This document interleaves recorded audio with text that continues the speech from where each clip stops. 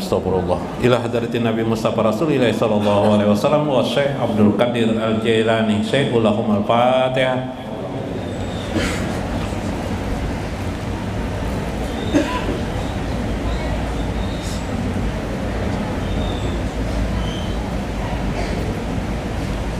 Alhamdulillah. Anu kan nih siapa? Abdul Qadir bisa. Oh, Habib Qadir. Wadallah. Ini siapa, anakkah siapa?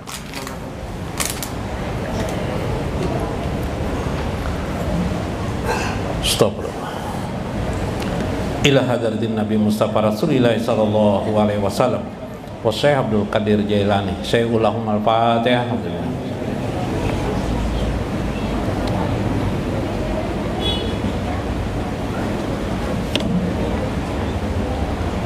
Assalamualaikum warahmatullahi wabarakatuh. Bismillahirrahmanirrahim. Bismillahil malikil kudusi salam. Bismillahil adidil hakim. Wassalatu wassalam ala sayyidina wa nabiyyina Muhammad wa ala alihi wa sahbihi ajma'in. Fa inna insyaallah ab'asu li kitabi Syekh Abdul Qadir Jailani Jala'ul Qatir wa Fathur Rabbani wa nafa'ana bihi wa ulumihi bidarain, amin ya rabbal alamin. Mudah-mudahan melewati saluran Syekh Abdul Qadir Al-Jailani makin dekat kita mengenal Allah Subhanahu wa ta'ala dan diterima dalam ridho kasih sayang baginda Nabi besar Muhammad sallallahu alaihi wasallam, amin ya rabbal alamin. Dalam kitab Fathur Rabbani minggu kemarin Syekh mengisahkan bagaimana hati orang mukmin itu, bahkan bagaimana hati baginda Rasulullah sallallahu alaihi wasallam. Jadi hati Rasulullah itu bagaimana?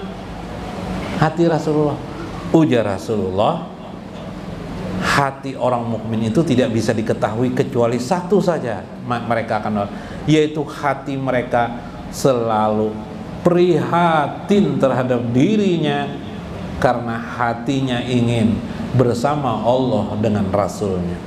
La rohatan li mu'min min ghairi liqa'i rabbi ajja wa jalla. Tidak ada tempat istirahat, tidak ada keadaan yang bersifat istirahat bagi orang mukmin itu illa kecuali liqa'i rabbi, kecuali di hatinya hanya ingin bertemu dengan Allah Subhanahu wa ta'ala. Nah, ketemu kan kita dalam Fathur Rabbani ini. Subhanallah. Ya gulam, wahai anak-anakku, al-mu'minu yastaru hadnahu bi basyarihi. Orang mukmin itu menutupi keinginan jiwanya kepada Allah di dalam wajahnya, di dalam johir basariyah kemanusiaannya. Johiruhu bitarki fil kasbi. Johirnya yatraku fil kasbi, seolah-olah dia meninggalkan usahanya. Wabatinuhu sakinun ila rabbi aja wajala, tapi di hatinya sesungguhnya sakinun, dia hanya merasa tenang dengan Allah Subhanahu wa ta'ala. Jadi johirnya dia berusaha, johirnya dia berusaha. Yatharraku fil kasbi, johirnya terlihat dia bergerak bagaimana, berusaha mencari rezeki, mencari nafkah, ya kah? Menyayangi anak, menyayangi istri, menyayangi Juleha kalau istrinya Juleha lah. Kalau istrinya Juleha jangan disayangi, kalau nyalah bahaya. Semua dilakukannya seolah-olah seperti basariah manusia pada umumnya, selama itu halal, enggak apa-apa. Seperti orang juga, tapi di batinnya hanya ada tempat satu saja, nama Allah Subhanahu wa ta'ala. Hanya ada satu yang dituju, Allah Subhanahu wa ta'ala. Kereta menujunya itu, pesawatnya adalah baginda Nabi besar Muhammad sallallahu alaihi wasallam. Makanya kenapa kita di sini melajimkan syair maulidan. Itu bagus, melembutkan hati kita agar kita melebur dengan baginda Rasulullah sallallahu alaihi wasallam. Bila kita melebur dengan baginda Rasulullah, hati kita, ruh kita bertemu dengan ruh Rasulullah, sehingga kita mendapatkan ilham, kode gelombang ruh baginda Rasulullah sallallahu alaihi wasallam, sehingga kode itu yang mengarahkan kita untuk dekat kepada Allah Subhanahu wa taala. Ini bedanya. Jadi di sini saya utamakan adalah Syekh Abdul Qadir Jailani khususnya mengutamakan cinta kepada Nabi. Mengutamakan cinta kepada Nabi. Bukan cinta kepada sunnah Nabi, tidak. Bahkan sunnah Nabi tidak. Disuruh cinta kepada Nabi dulu. Sunnah itu urusan gampang. Bila sudah kita cinta kepada Nabi SAW, terotomatis melebur dengan jiwa Nabi SAW. Otomatis sunnah itu bukan lagi kita melihat di tek hadis, tapi kita melaksanakannya.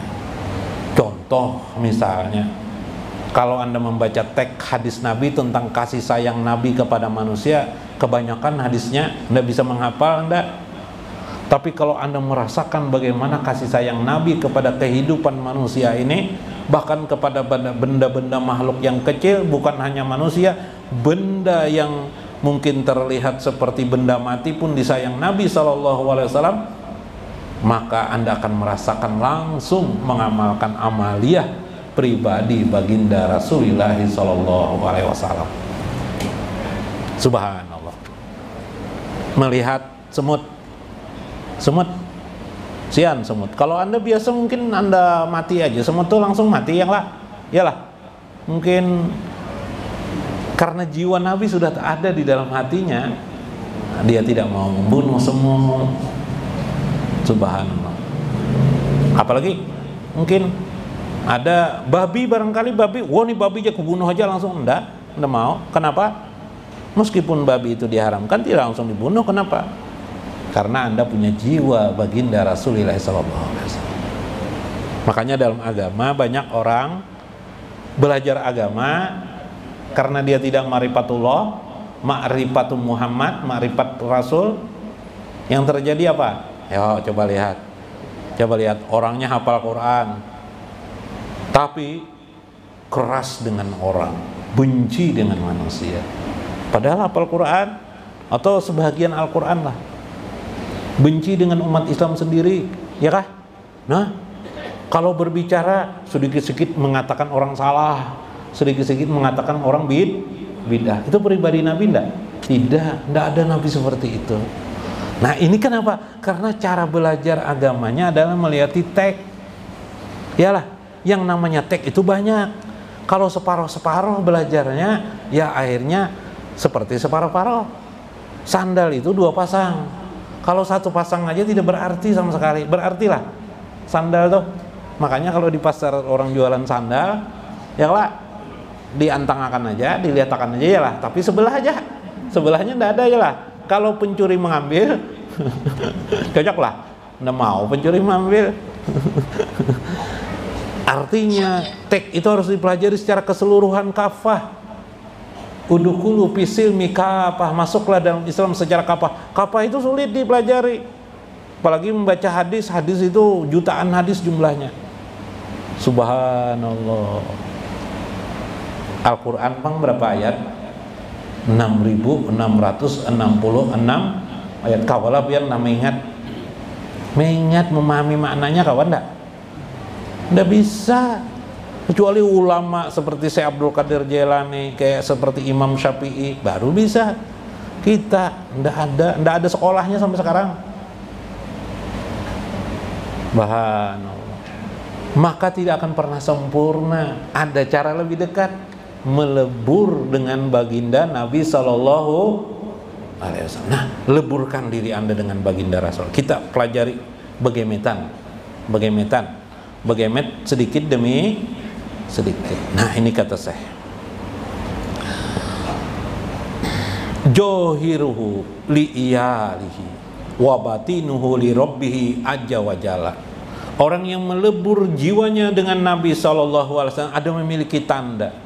Johirnya dia mungkin seperti kebanyakan, seperti mencari harta benda, sayang kepada anak-anak di rumah, johirnya terlihat seperti itu.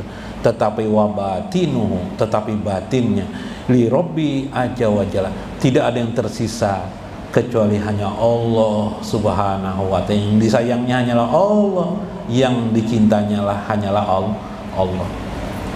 La yufsa sirrahu ila ahlihi wa walidihi wa jarihi wa jariyatihi. Tidak ada yang dilampaui daripada sirnya, tidak ada yang membekas dalam sirnya, tidak ada yang tertinggal dalam sirnya. Nah, ada hati kemarin, ada sir lah. Nah, ini sudah kita pahami, ada hati, ada sir. Di dalam hati itu ada lagi sir. Sir itu yang terlihat, sir itu yang terlihat, tidak ada yang terbekas, tertinggal di dalamnya. Sekalipun itu adalah ahlinya, keluarganya. Wa walidihi, orang tuanya, anaknya, orang tuanya kah? Wajarihi, tetangganya kah? Wajariyahnya kah? Pembantunya kah? Tidak ada. Wala ila ahadin min khalqi rabbih azza wa jalla. Tidak ada tersisa apapun dalam hati dan jiwanya, dalam sirnya, kecuali hanya Allah subhanahu wa ta'ala. Nah, ini qalbu Nabi, hati Nabi kayak itu. Bila kita melebur dengan baginda Rasulullah sallallahu alaihi wasallam. Rasulullah bersabda, astainu ala umurikum bil kitmani. Tolonglah dirimu bil kitmani, dengan cara bersembunyi, kata Rasulullah. Tolonglah diri kalian dengan cara bersembunyi. Bagaimana maksudnya bersembunyi ini? Kitman ini menyembunyikan jiwamu, hanyalah Allah subhanahu wa ta'ala yang ada. Rasulullah itulah lebur dirimu pada Rasulullah SAW. Bila engkau bisa melebur dengan Rasulullah SAW, dengan jiwa Rasulullah SAW, baru engkau bisa mencapai titik makna tadi, hanya Allah subhanahu wa ta'ala. Mudah-mudahan di lain kesempatan akan dijelaskan bagian-bagian ini. Mudah-mudahan bermanfaat bagi kita. Wallahul muwaffiq ila aqwamit thoriq. Assalamualaikum warahmatullahi wabarakatuh.